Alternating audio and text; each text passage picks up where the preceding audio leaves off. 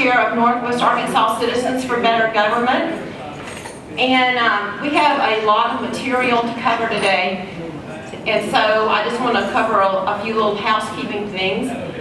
There's information on the back table on Common Core and our organization and UN Agenda 21. Feel free to take any of that. There's refreshments on that other table over there.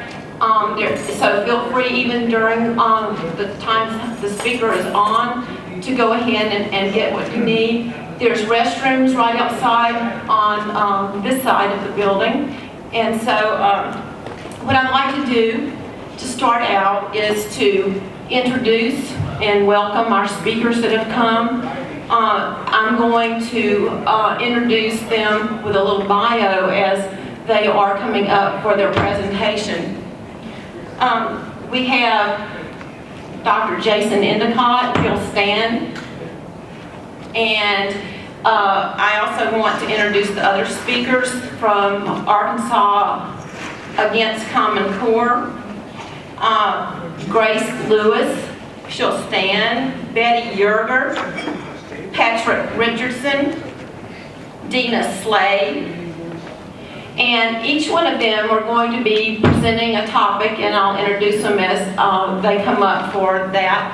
And I want to particularly welcome you for coming out. There's a lot of activities in town, but we are taping this. It's going to be on our website, and we will have DVDs available as well. So we're trying to get the word out on Common Core. If you don't know a lot about it, you're going to get your ear filled today. Okay, I want to introduce our first speaker, who is Dr. Jason Endacott. He is Assistant Professor of Social Studies Education at U of A. He received his PhD and MS in Curriculum and Instruction from the University of Kansas, and his BS in Elementary Education from Kansas State University. Prior to his appointment at U of A, he served as an assistant professor of secondary education and social science at King State College in King, New Hampshire. And before beginning his career in higher education, Dr. Endacott taught middle school social studies at New Mark Middle School in New Kansas City, Missouri district. Dr. Endacott's thoughts on education and current efforts at education reform can be read at www.edusanity.com. And his topic today is A Citizen's Guide to Our New National Standards. Help me in welcome Dr. Endacott.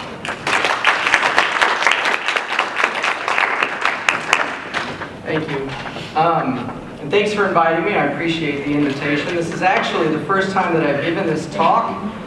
So being invited today has given me the opportunity to sort of collate all of these random thoughts that I've had at times and put them into one 45-minute speech, which was quite a challenge.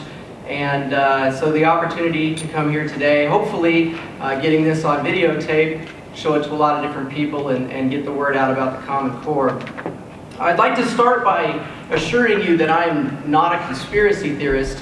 I consider myself actually to be more of a pragmatist, and conspiracy theory just doesn't work with pragmatism, mainly because most conspiracies are pretty much impossible to actually undertake. So some of the things that I'll be saying today make it seem as though there's a giant conspiracy with the Common Core, and I don't necessarily see it as a conspiracy as much as I see it as a very well-organized combination of factors that has created a very serious situation for education, public education today. So what I'm going to do is hopefully spend some time teaching. That's what I do. That's what I do best. So I'm going to try to teach you all a little bit about the background of the Common Core and its historical context. And I'm going to try to do that with a Prezi that has somehow disappeared. I can't see you. Oh, there we go. Take the flag stand. We can't see. We just can't see. I'm sorry. Yeah, just wait a minute.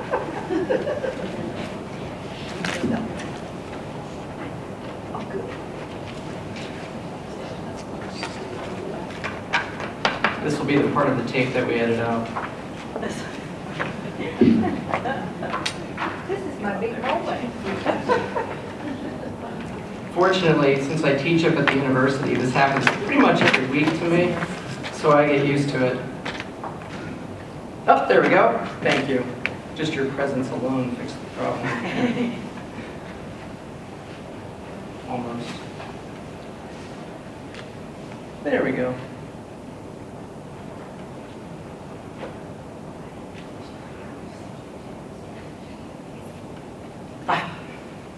All right, I'll just have to move quickly to make sure that doesn't happen again. So I'm going to talk a great deal about some historical context here in terms of the Common Core, and then I'm also going to get into some different political and then also corporate aspects of some of the factors that are behind the Common Core.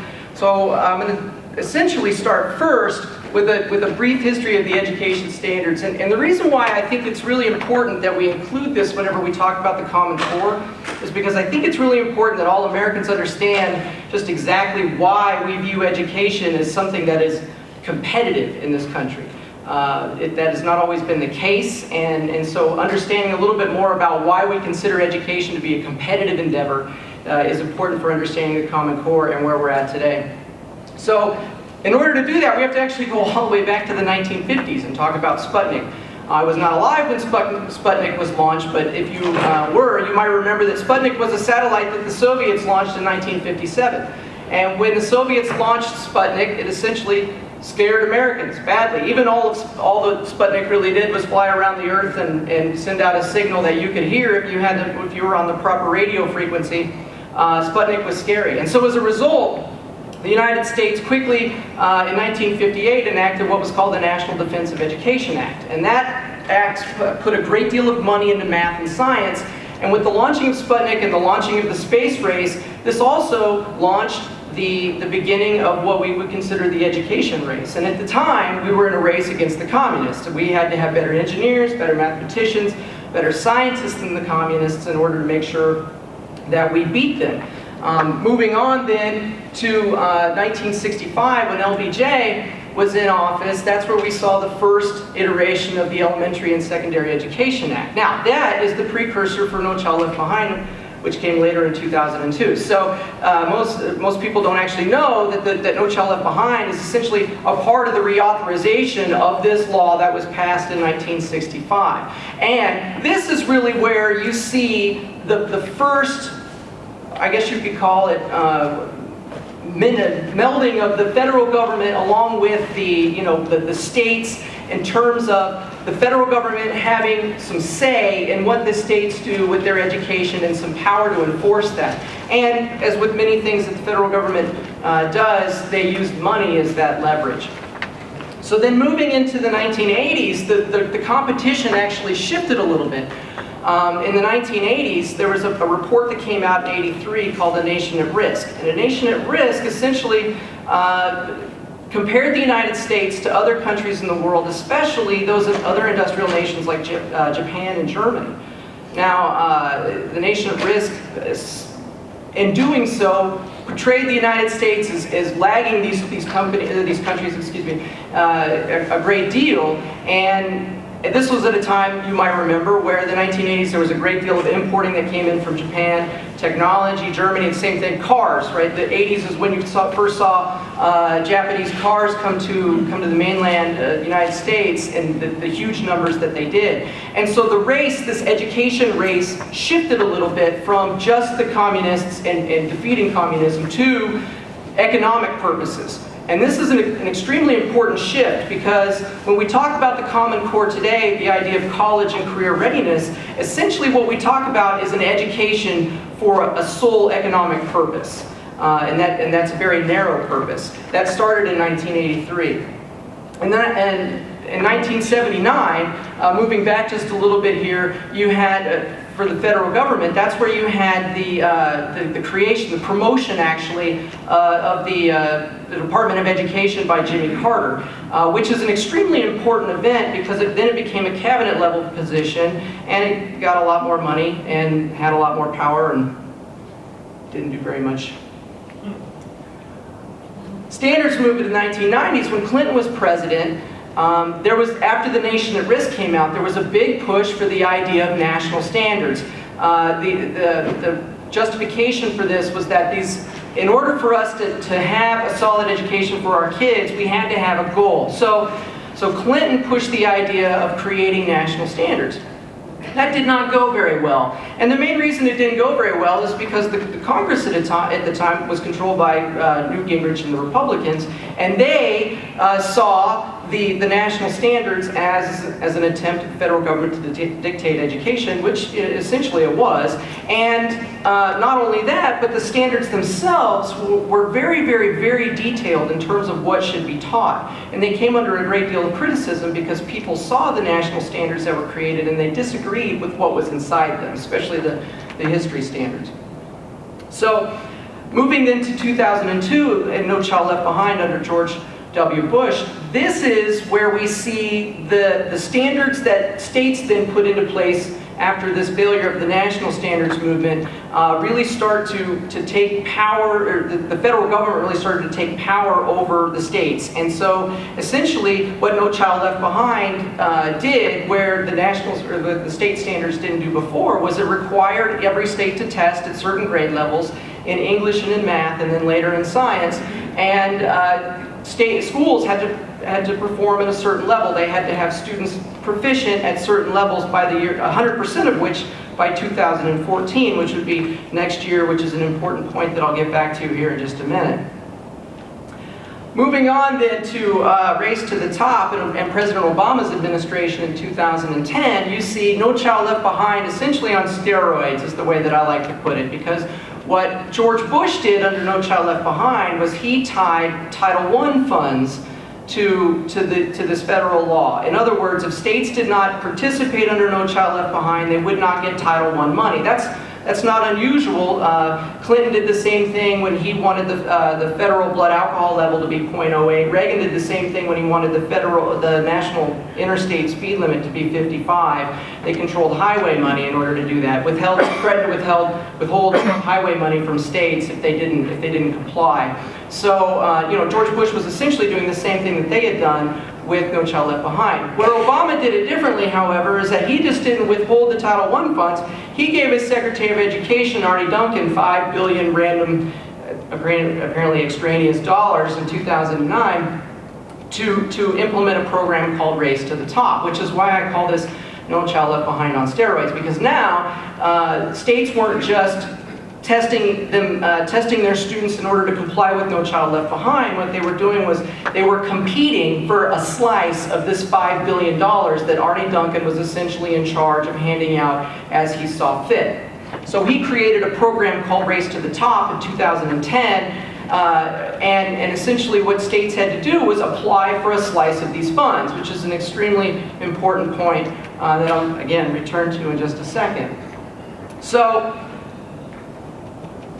I think it's important that in order to understand some of the reasons behind why a lot of people question the Common Core in terms of its necessity, is one of the things that we oftentimes think about, or that we're oftentimes told when we think about national standards, is how we compare to other nations. And so if you take a look at the way the United States compares to other nations that have national standards, the 2007 TIMSS test, which focuses mainly on math, in 2007, 8 countries with national standards scored better than the United States, while 30 with national standards scored lower than the United States.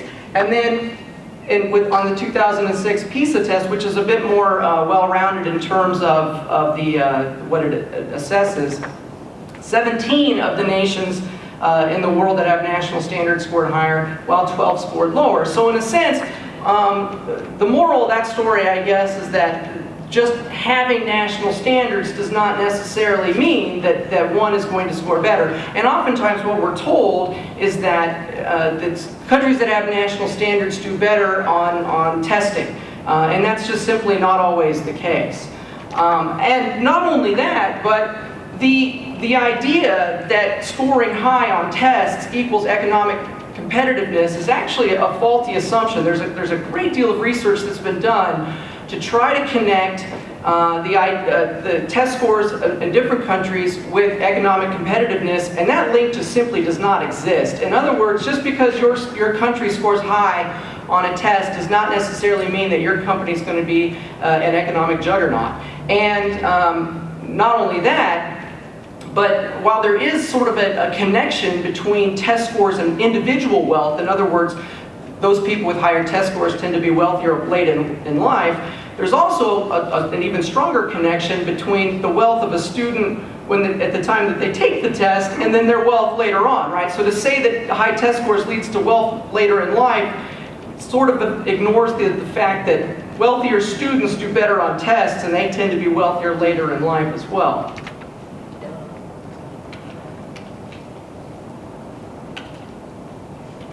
So now that I've given you a little bit of a history on the context of the Common Core, which again, that historical context is important because I'm going to return to a lot of that. And then I've also discussed the idea that just having national standards and high test scores does not necessarily equal economic competitiveness, which is extremely important given the fact that the Common Core is essentially an education that's designed for the world of career and work and economic competitiveness.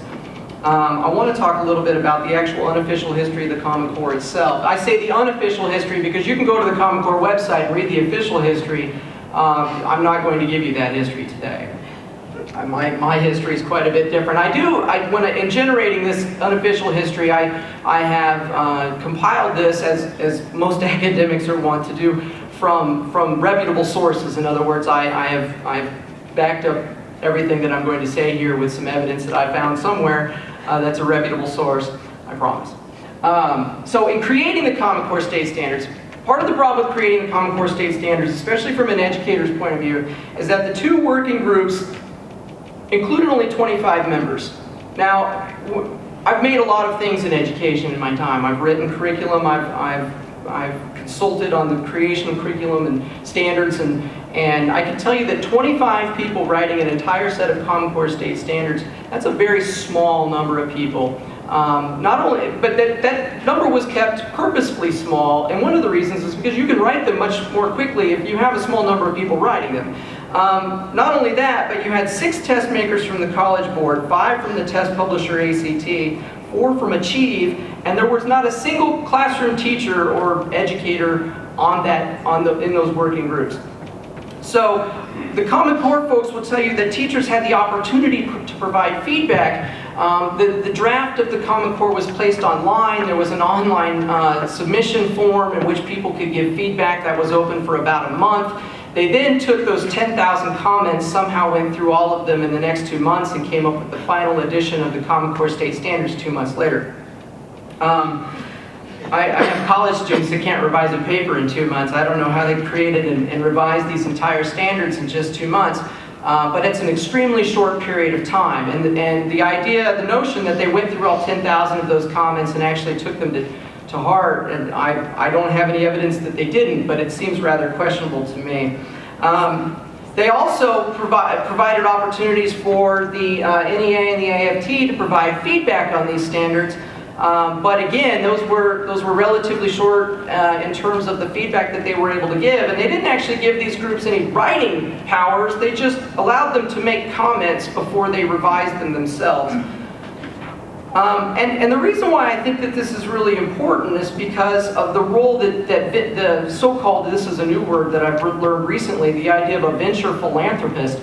Venture philanthropists are people who are extremely wealthy, such as Bill Gates, who use their money and philanthropy in order to make the changes that they want to make. And along the way, as with venture capitalism, those people who spend a lot of money to invest in companies in order to make money, venture philanthropists oftentimes ended up making lots of money either for themselves or for other people along the way. So when you take a look at the Bill and Melinda Gates Foundation in terms of the money that they spent at the time that the Common Core was being created, you saw millions of dollars going to groups like the Fordham Institute, the CCSSO, which was the chief state officers that were part of creating the Common Core, the NEA and the AFT. They received a lot of money, and if you go to their websites today, you'll see many, many articles that support the Common Core, the AFT, and the NEA, but not very many that are critical of them. And part of the problem is that with that much money going to those groups, it could be seen as bribery by a lot of folks, or hush money, in other words, to keep their yaps shut while they were creating and pushing these standards through. That then takes me to the role of the federal government. Now you'll see Arnie Duncan on TV a lot, who will talk about the role that the federal government played in writing the standards. And from all of the research that I've been able to do, I've never been able to essentially find a link between the federal government and the actual writing of the standards. So Arnie Duncan will say that they had no direct involvement in writing the standards. There was no influence in writing the standards. There was no creation of materials or text by the federal government. And then one of the things that he's been talking about lately is the idea that the Common Core standards do not push the philosophy of socialism. Now, it makes the Common Core standards unique, and is one of the reasons why they were able to be passed at the beginning, is because where the national standards of the 1990s failed by being very specific, the Common Core state standards succeed by being very vague. In other words, there's very little to object to on first pass, but after you look at them for a long time, you start to find more and more that you can object to, just in terms of the way they're written and what they ask the students to do, but more importantly, what they don't ask the students to do in many cases. So while there's a lot of folks out there who would say that that the Common Core is essentially an attempt by the federal government to take over what kids are learning, I actually see it a little bit differently. I see it as the federal government making an attempt just to control what the different states are doing and require them to all do the same thing for a very different reason. And depending on who you ask, that reason changes. Now, one might ask, why do states and schools go along with this? Well, the answer goes back to No Child Left Behind and Race to the Top. Obama and Duncan, while they did not, at least as far as I've been able to tell, have a direct involvement in the creation or the writing of the Common Core state standards, what they very much had a role in their adoption by the different states. Let's go back a minute to that $5 billion slush fund that Obama gave Duncan as a part of Race to the Top. Now, this was part of the stimulus package that was passed after the recession of 2008. This is at a time when states were desperate for cash, and Obama and Duncan had $5 billion, with a B, dollars to hand out. So, as a part of this Race to the Top grant program, essentially, if states adopted what was known as a common set of standards, they got an automatic 40 points on the Race to the Top grant application. Well, there was only one set of common state standards that existed at the time, and that was Common Core, right? So now, if you're a state who's trying to get a slice of this $5 billion pie, the idea that you're going to get a chunk of that by not adopting the Common Core state standards, if other states do it, they get the 40 points, and there's hundreds of millions of dollars that come along with this. Hundreds of millions of dollars. So states did it, and most of them jumped on board very, very quickly. The state of Kentucky actually adopted them before they were even written. The former education commissioner of Texas said that he was under a lot of pressure from the CCSSO and the NGA, which is the National Governors Association, to adopt them in Texas before they were even written. So in a sense, it was the money there is far more important than the standards themselves, the state standards. And this was at a time when offering up money was a very powerful incentive. And so the federal government very much had a role in that. The other aspect of it comes with the No Child Left Behind waivers. Now, I mentioned earlier that No Child Left Behind was controlled essentially the Title I funds, and if states had to have a certain percentage of students that were proficient, that number increased every year. I was teaching in the classroom when No Child Left Behind was passed in 2002. The numbers the first year were very low. They were fairly easy to meet. Well, next year in 2014, we're supposed to be at 100% proficient. That's not going to happen. That was never going to happen. But when the law was passed, those people that passed it knew that it was going to be somebody else's problem. And so now that we're up to 2014 almost, states are desperate to get waivers from No Child Left Behind, because if you do not get these waivers, then you have the power of the federal government crashing down on you. You lose a lot of Title I funds. There's a whole bunch of problems that come in terms of schools having to give up control to the states. States do not want to have to do that. Private corporations can take over schools. So there's a lot of punitive measures that can be taken if a state does not get to 100% proficiency. So, states petitioned the Obama administration and Arne Duncan for No Child Left Behind waivers. Well, as a part of granting those No Child Left Behind waivers, Arne Duncan attached the condition that states had to adopt a common set of state standards in order to get that waiver. So, in a sense, it's a forced choice. You have this forced choice of you can either not adopt these and not get a slice of this $5 billion at a time that you really need it, or you can not adopt these and just hope that the federal government doesn't come down on you too hard in 2014 when you don't reach 100% proficiency. So, when Arne Duncan says that he's had no role in the adoption or the implementation of the Common Core state standards, that is 100% a lie. And so one might ask why teachers and educators and states even would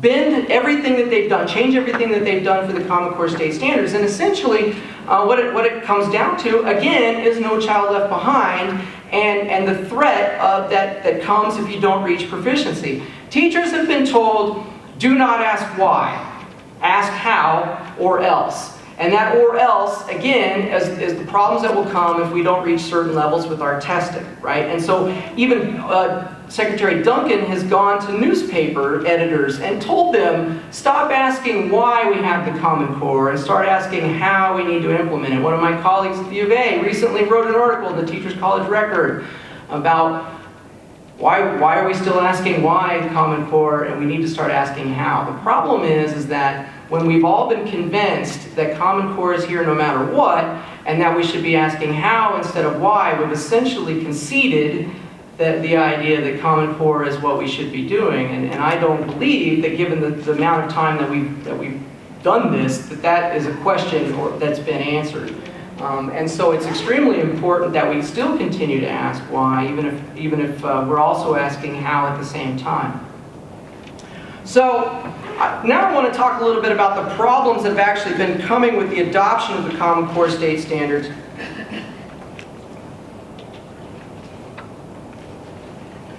The first problem, and this comes strictly from an educational standpoint, as somebody who has taught and earned a PhD, has conducted a lot of research, the idea that we would adopt these standards without a single field test of them is something that I wouldn't even allow one of my pre-service teachers to do as a part of their graduate research project.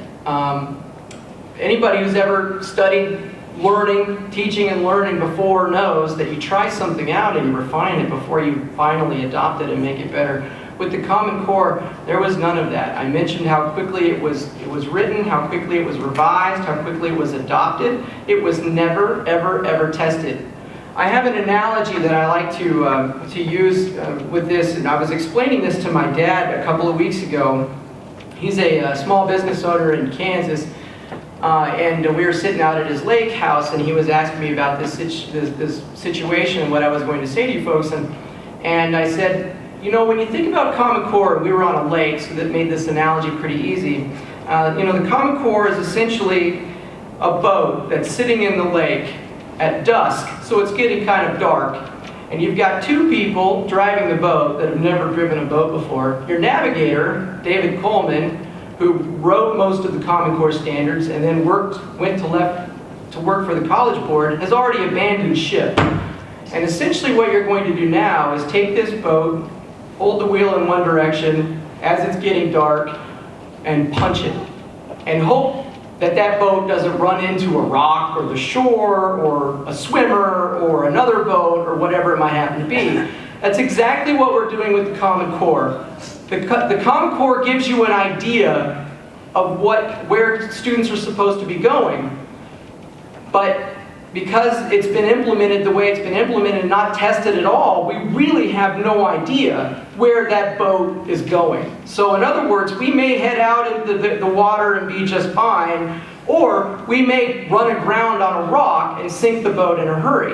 And as a professor of education, I can tell you that I honestly don't know which one it's going to be. I hope, for the sake of our children, that we make it out safely to water. But part of me as a citizen actually hopes that we do hit that rock. Because the way that we've been going with the Common Core is the wrong direction in terms of the role that the federal government and states should be going with education. And I put this picture of the guinea pig on there because our children really are guinea pigs. Everything that happens in our schools right now is an experiment. Now, teachers experiment every day, but when they experiment, they generally know what they're doing when they experiment. I've conducted some research with teachers in terms of implementation of Common Core, and I can tell you that a large number of teachers across the country and in the state of Arkansas are flying blind. They really are driving that boat without any idea where they're going, and our children are guinea pigs in that experiment, and I have a problem with that.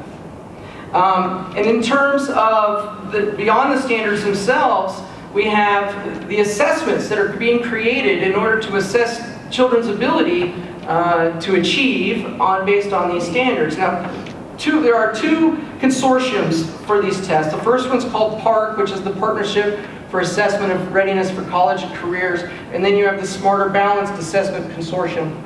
About half and half, most of the states have joined one, if not both. Those 45 that are part of it, not everybody has. Some have joined both in order to hedge their bets. These tests are not ready. They're not ready, which, again, I'm going to slip back into my teacher shoes here for a minute. The idea that I would be teaching anything, period, without an idea of how I was going to assess my students at the end is idiotic. It is ridiculous. The idea that we would be doing this without any idea of what the end product looks like in terms of the assessment is just foolish. I teach that on day 2 of my Intro to Education class. The creation of the test is not going well. The PARC test especially is in a lot of trouble. The tests are not what they were promised. We were promised tests that would be game changers in terms of assessing student abilities, and it turns out that they're not going to be game changers, that they're going to be far less than what we were told they were going to be. And they're expensive to schools. They're extremely expensive to schools. In fact, PARC lately came out and said that the PARC itself is going to cost $29 a student to implement, and that's a lot of money. Many states were able to test their students for as low as $6 a kid.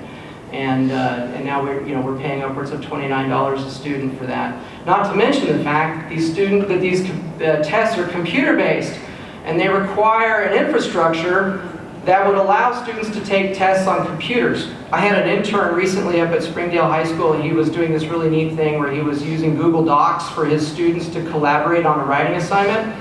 The wireless network at Springdale High School, or this is Harbor, could not handle 30 students on the wireless network doing a Google Doc at the same time. So good luck when that PARC test comes out, right?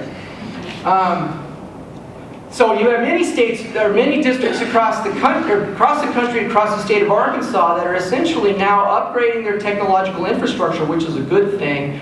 But they're doing it at huge expense in order to meet the testing requirements that PARC will have, which is not.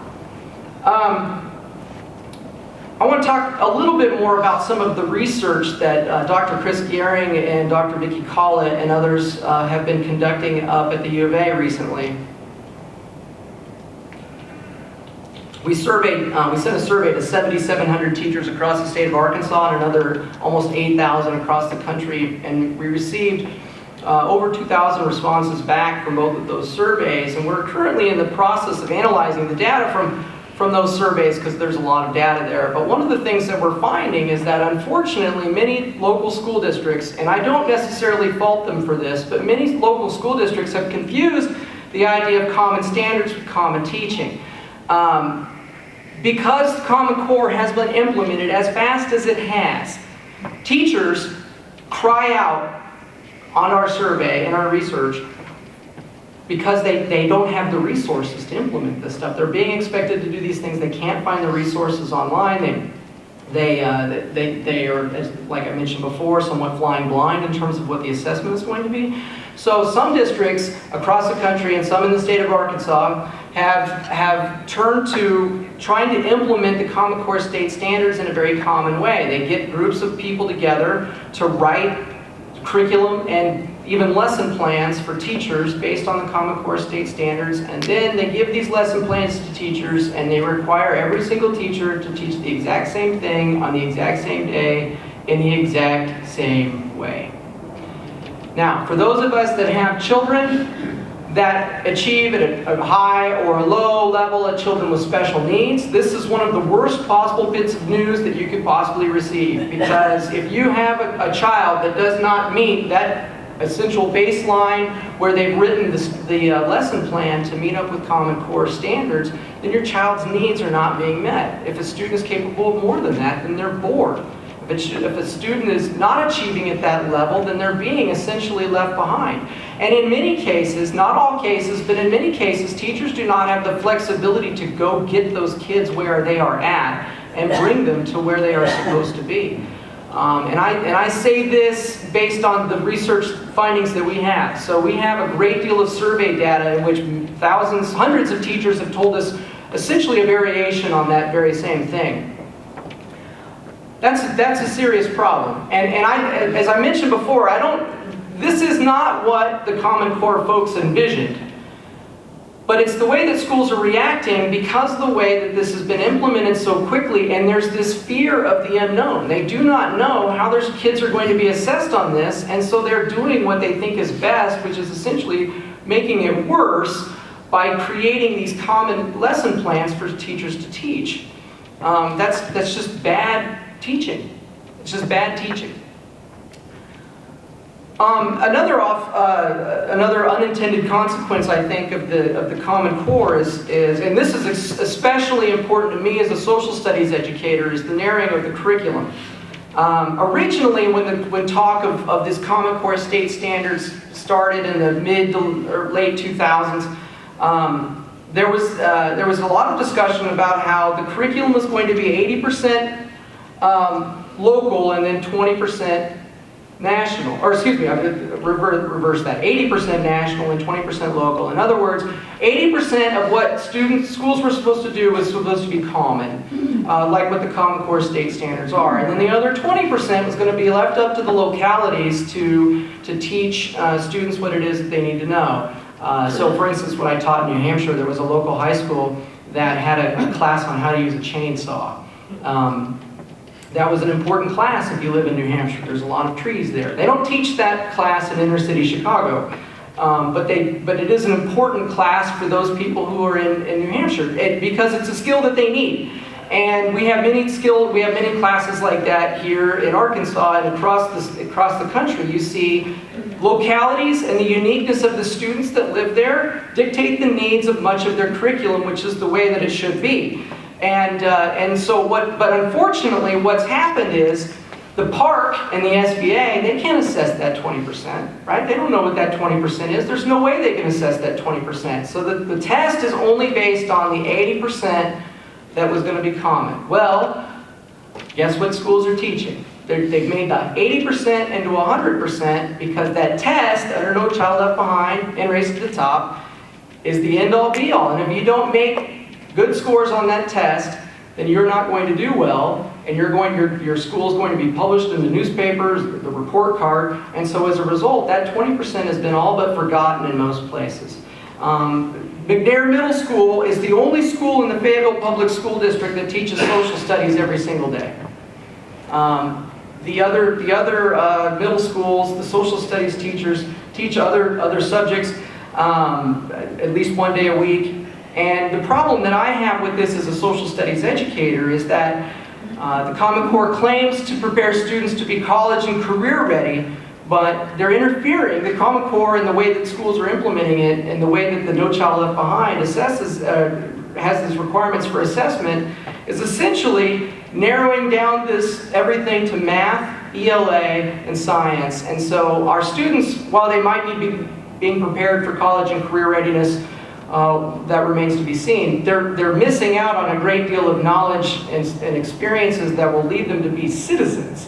When they're not learning history, or they're not learning the other social sciences, they're not taking art classes, music classes, and these things because the curriculum's been narrowed, time has been increased.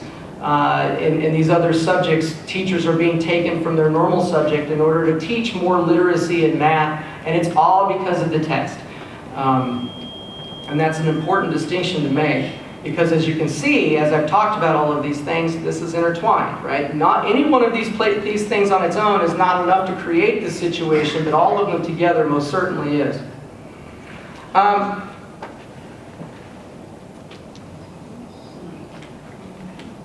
So let's talk a little bit then about the private side of this. I don't know that this was an intended consequence. With it, the creators of the Common Core state standards discussed the idea that making all of the standards common would allow us to participate in economies of scale, which is essentially the more you produce of something, the less expensive it becomes, and the less expensive it becomes, the more you can afford, and so forth. It's the reasons why we have the factory model. It's the reasons why you go to Sam's Club and, you know, 500 diapers is cheaper than 30 at the grocery store and whatnot, economies of scale. Well, Rupert Murdoch recently called public education a $500 billion sector in the US alone that is waiting desperately to be transformed. And I bring up these two visuals of the United States here for you so you can get an idea of what essentially the Common Core has done to this education market. Back in my day when I was teaching, which was before Common Core, the education market looked like what you have on the left there. States had their own standards. Some of them were very similar. They did their own thing. Most of the materials and things were driven by the larger states, such as Texas and California and New York, because they had the most students. Textbook companies wrote textbooks for those states. Publishers wrote things to meet those standards.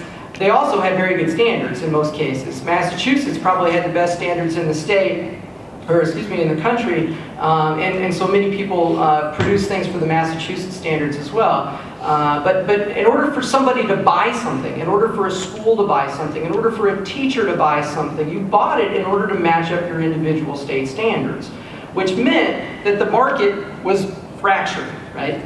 Well, after the Common Core state standards, that's what the market of education, this $500 billion sector, looks like now. It's essentially a small handful of markets in Virginia, Nebraska, Minnesota, Montana, Alaska, and Texas, and then the other 45 states and the District of Columbia make up the rest. And so now what essentially has happened is that we have opened up this, as David Coleman and others called it, the economies of scale. But what we've also done is created a common market in which many new education entrepreneurs, who are not educators at all, are jumping in order to make a profit. And in many cases, that's going very badly. In other words, schools are buying things simply because it says Common Core state standards on it. And these materials have been created, not tested, but created, not tested in most cases, even quicker than the standards themselves, because these things were passed so quickly. Now we're bringing these materials to classrooms before we've even had a chance to test them. So the Pioneer Institute projects that just the implementation of Common Core will cost states $15.8 billion of our tax money, and you can imagine who's stepping in to fill this void, okay? First you have Pearson, which is given a lot of money, has received millions of dollars in these Race to the Top grants in order to create these assessments, and it's going to be an integral part of creating assessments for students as they go to the Common Core. We have to remember that when states pay for testing, they don't just pay